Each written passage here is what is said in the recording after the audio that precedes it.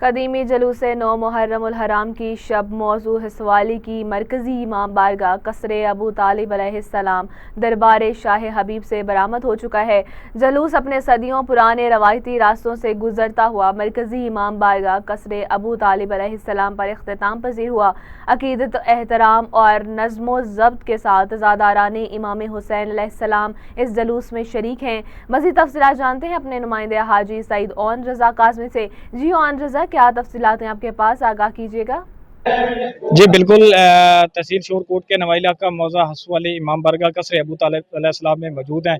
दुनिया भर की तरह यहाँ पर आज मुहर्रम उल हराम का सिलसिला जारी व सारी है। यकम मुहर्रम से लेकर 10 मुहर्रम उल हराम तक मजलिस अज़ा का सिलसिला जारी व सारी रहता है। आज 9 मुहर्रम उल हराम की शब जलूस बरामद हो चुका है, जो कि मुख्तलिफ रास्तों से होता हुआ अपने इमाम बारगाह कसर अबू तालिब अलैहिस्सलाम में इख्तिताम पज़ीर होगा।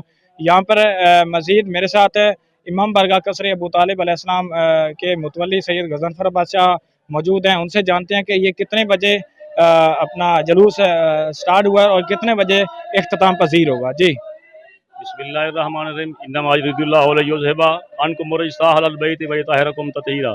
ये जलूस जी 10 बजे यहाँ से बरामद हुआ और इंशाल्लाह 1 बजे ख़त्म होगा।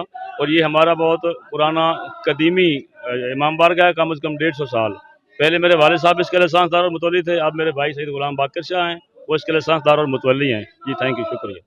जी बिल्कुल, जैसा कि इनको कहना है कि यहाँ पर सालाना जो 100 से प्लस साल के यहाँ पे सालाना जलूस निकाला जाता है और मजलिस अज़ा का सिलसिला जारी व सारी रहता है।